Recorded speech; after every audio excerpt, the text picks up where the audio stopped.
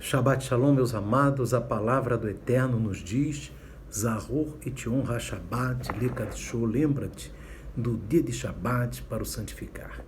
Queridos amados, nessa noite de Shabbat, em que estamos examinando a Parashá Lech Lecha, que quer dizer vá por ti, aqui nós vamos examinar no início da Parashá, queridos, capítulo 12 de Bereshit, Gênesis, versos 1 e 2, que diz assim, queridos, os dois primeiros versículos da Parashá. Ora, o Eterno disse a Abrão, sai-te da tua terra, da tua parentela e da casa de teu pai, para a terra que eu te mostrarei. E far-te-ei uma grande nação, e abençoar-te-ei, e engrandecerei o teu nome, e tu serás uma bênção. Irmãos, eu gostaria de chamar a atenção para essa última parte do versículo 2, que diz assim, e tu serás uma bênção. O que quer dizer isso, meus irmãos? Tu serás uma bênção. Deus, o Eterno, estava colocando ali sobre Abraão, ele dizendo assim, no momento que ele diz, tu serás uma bênção, é que Abraão será um canal de bênção para a terra. Então, o Eterno fala, Abraão, você será um canal de bênção. Então, com isso que quer dizer, tu serás uma bênção. Muitas vezes, as pessoas estão aflitas, no dia a dia, principalmente nos dias atuais, com problemas, muitas vezes com problemas de saúde, de pandemia, enfim, de várias coisas, e as pessoas, no desespero, querem ir atrás de uma bênção, mas muitas vezes batem em portas em que ali não tem canal de bênção. E nós vamos ver hoje, irmãos, o como que a gente sabe se alguém é ou não é um canal de bênção, de acordo com a Torá de Adonai. Amém? Então nós vamos ver isso já já. Olhe bem, queridos. Então, Deus fala para Abraão, tu serás uma bênção. Isso é maravilhoso. E uma bênção, muitas pessoas são canais de bênção. Por exemplo, queridos, lá na época do templo e do tabernáculo e depois do templo, né, e que vai voltar ao templo, mas na época do tabernáculo e do templo, os sacerdotes ministravam as bênçãos, né, faziam a ministração das bênçãos sobre o povo de Israel, sobre Israel. E ali os sacerdotes eram o quê? Eram canais de bênçãos para o povo. E aqueles ali eles receberam de Deus a incumbência de serem canais de bênção e abençoavam o povo. Amém? Então nós vemos também, e como que nós vamos saber, queridos, quem é ou quem não é um canal de bênção? Qual é o critério para saber? Né? Porque Abraão, Deus disse para Abraão, tu serás uma bênção, ou seja, tu serás um canal da minha bênção para a terra. Na verdade, o canal de bênção, a bênção não é do canal da pessoa, é do Eterno, o Eterno que usa aquela pessoa como um canal de bênção. Então Deus está dizendo para Abraão, eu vou te usar como um canal de bênção. Aleluia. Então, queridos, nós temos outros exemplos de pessoas que foram canais de bênção na terra. Nós temos o exemplo de Moisés, servo do Eterno.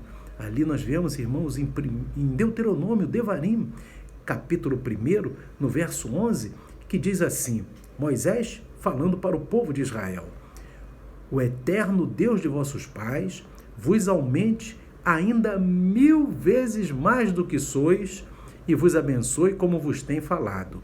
Irmãos, diz a literatura rabínica que Moisés ali estava abençoando o povo, sendo um canal de bênção, dando 1000 vezes mais bênçãos para aquele povo.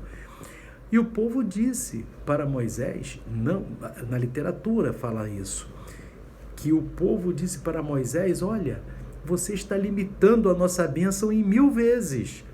Aí Moisés responde para o povo, meu alcance, os meus olhos são para 1000 vezes, mas o Eterno vos abençoará ainda muito mais.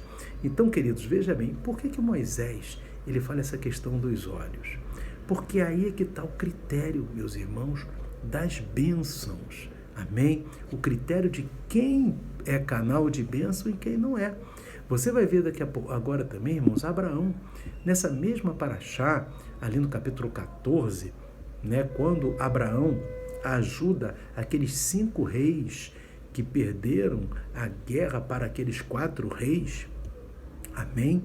E ali ele vai ajudar porque Ló, o seu sobrinho, tinha sido levado cativo. Então Abraão vai e ajuda aqueles reis que tinham sido derrotados e vence os inimigos daqueles reis. Então, no final, já que Abraão venceu, o rei de Sodoma, no verso 21, 14 e 21 de Gênesis, né, Gênesis 14, verso 21, o rei de Sodoma diz assim para Abraão: dá a mim as pessoas e os bens toma para ti. Quer dizer, Abraão, fica com as riquezas e me dá os bens. E Abraão se esforçou para abençoar aquele rei.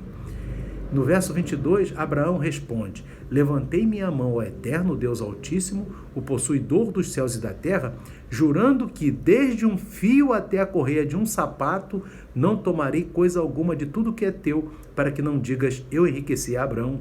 Então, queridos, você veja bem, Abraão fez aquilo de coração. Ele não estava visando os bens do rei de Sodoma. E olha que Sodoma era um lugar rico, mas Abraão não estava com essa preocupação.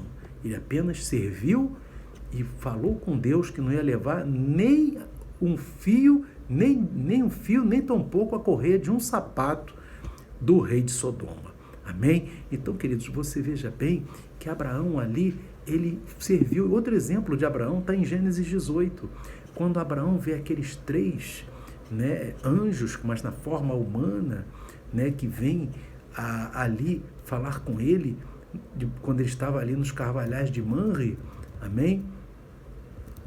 E Abraão, ele se preocupa em receber aqueles homens, e logo ele diz assim, no verso 3, meu Senhor, se referindo àqueles homens, se agora tenho achado graça aos teus olhos, rogo-te que não passes do teu servo, ou seja, não sigam o caminho adiante, espere um pouquinho aqui, A tenda de Abraão, meus amados, ficava aberta para os 4 cantos para ele poder servir os viajantes. Ele tinha essa vontade de ajudar as pessoas.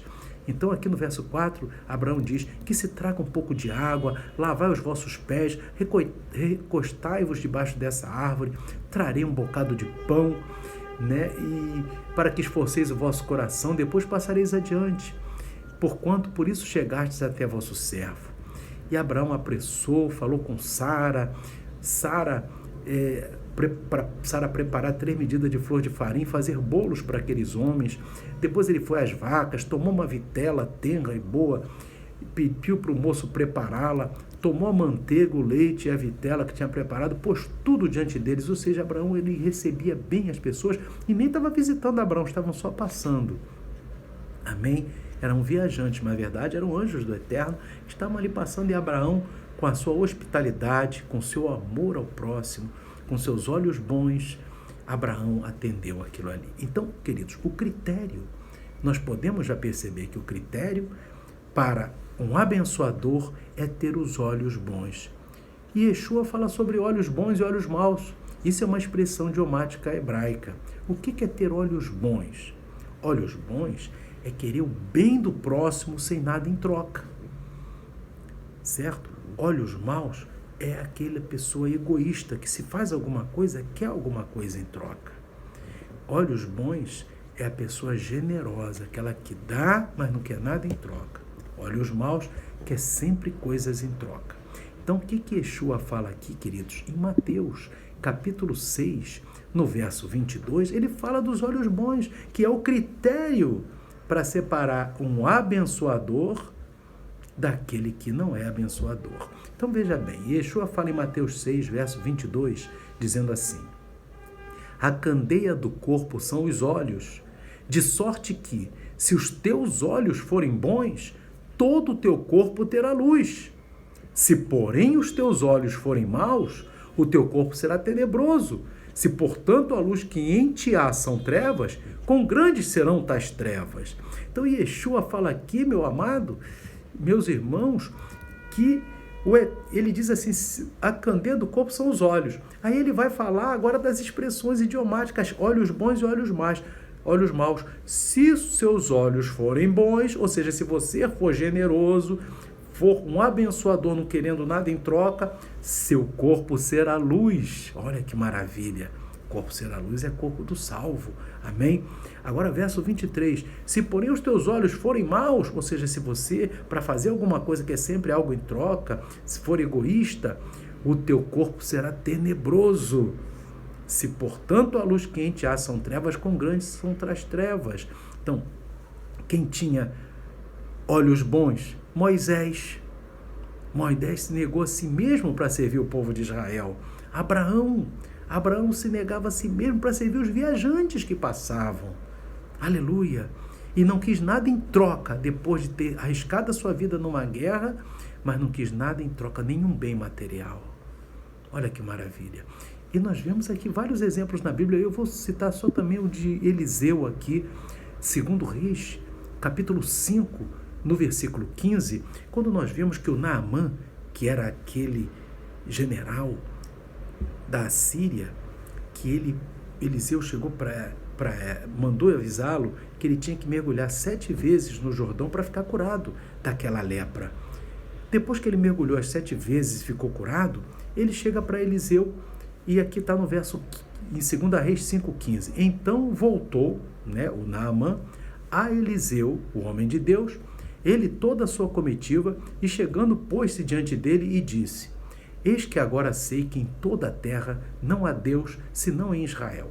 Agora, pois, peço-te que aceites uma bênção do teu servo. Ele queria dar um presente para Eliseu, um presente grande. Porém, Eliseu disse: vive o Eterno, em cuja presença estou, que não a aceitarei.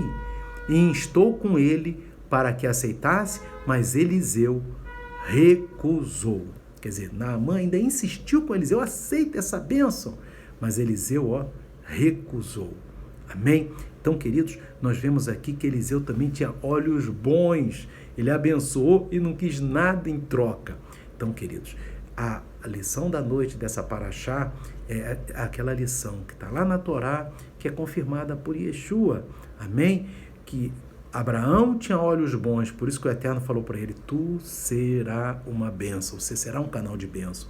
Agora, queridos, quando alguém, para dar uma bênção, tem que pedir alguma coisa em troca, você já está vendo que aquela pessoa ou aquele líder está pensando em dinheiro, ali não é canal de bênção. De acordo com o Eterno, ali não é canal de bênção de Deus. Amém? Porque canal de bênção de Deus é aquele que dá, aquele que ama o próximo, sem esperar nada em troca. Aleluia. Amém? Então, queridos, que você, eu, todos tenhamos olhos bons, ou seja, queiramos abençoar o próximo sem esperar nada em troca. É essa a lição da Torá desta noite de Shabat. Que o Eterno abençoe cada irmão, cada irmã, e abençoe o nosso Shabat. Amém? Que o Eterno abençoe a todos. Shalom, Shabat, Shalom. Amém e amém.